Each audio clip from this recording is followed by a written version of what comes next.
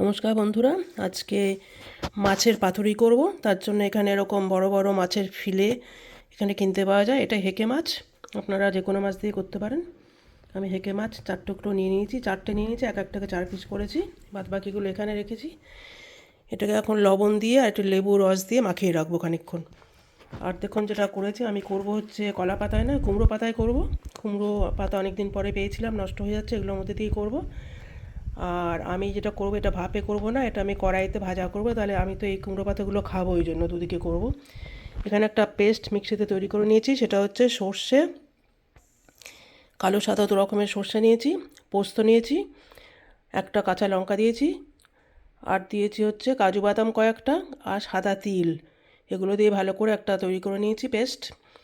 এর মধ্যে দিচ্ছি হচ্ছে লঙ্কার গুঁড়ো আর হলুদের গুঁড়ো, আর এখানে কিছু লঙ্কা ডিপ ফ্রিজ থেকে বের করে নিয়েছি। আমি বেশি ঝাল খাবো না, এগুলো অর্ধেক করে করে পাতাটার মধ্যে দিয়ে মুড়িয়ে নেবো।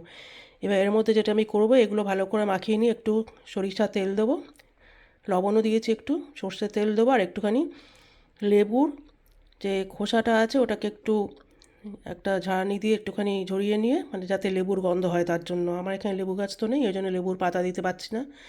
সেটা ভেতরে একটু দিয়ে দেবো। দেখতে থাকুন কীভাবে তৈরি করছি।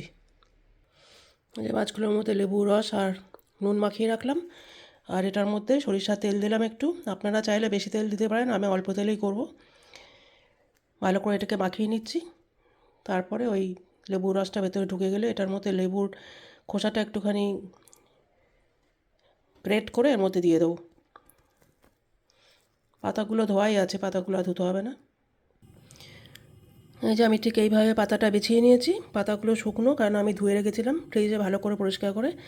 তার মধ্যে আমি 3 টুকরো করে দিচ্ছি, কারণ অতগুলো মাছ তো, নাহলে পরে অনেক পাতা লেগে যাবে। এটাকে এখন চারপাশ থেকে ভালো করে মুড়িয়ে, সুতো দিয়ে বাঁধতে হবে না, কারণ আমি যে মুখটা খোলা থাকবে সেটা নিচে দেবো প্যানের। একটা প্যান গরম চাপিয়েছি, তেল ছাড়াই দেবো আর কি করব। দেখুন, আগে একটু খালি খোলা ভাজা করে নিয়ে সবার শেষে অল্প একটুখানি তেল দিলেই হয়ে যাবে ভাজা করা। মানে আমি অল্প একটু লঙ্কা নিয়েছি, অর্ধেকটা, কারণ অত লঙ্কা নিলে ঝাল হয়ে যাবে বেশি। এবার আমি এটাকে মুড়িয়ে প্যানে দিচ্ছি।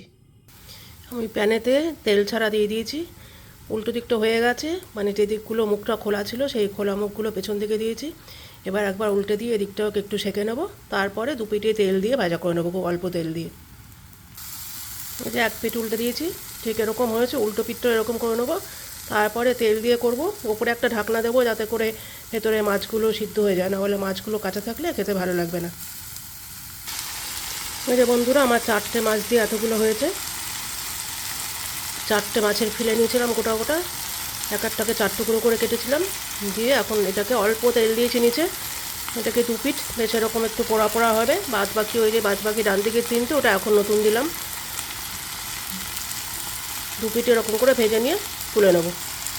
আমার ভিডিও ভালো লাগলে চ্যানেলটি সাবস্ক্রাইব করার জন্য অনুরোধ রইল। Thank you very much. ভালো থেকো, সুস্থ থেকো। দেখা হচ্ছে পরে ভালো কোনো ভিডিওর সঙ্গে। Bye bye.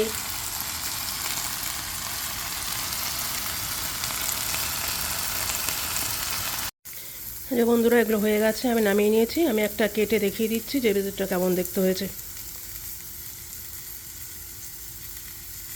যে দেখুন, মাঝখানেরটাকে কেটেছি, যেরকম হয় পাতুরি সেরকমই হয়েছে।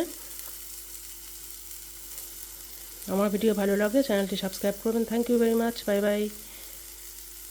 Guten Tag, Freunde. Heute habe ich Seehestfilet in Senfsoße mariniert und also mit indischen Gewürzen, und das habe ich in Kürbisblätter gebraten und das schmeckt sehr lecker. Bitte abonniere meinen Kanal, bleib gesund, bis zum nächsten Video, auf Wiedersehen.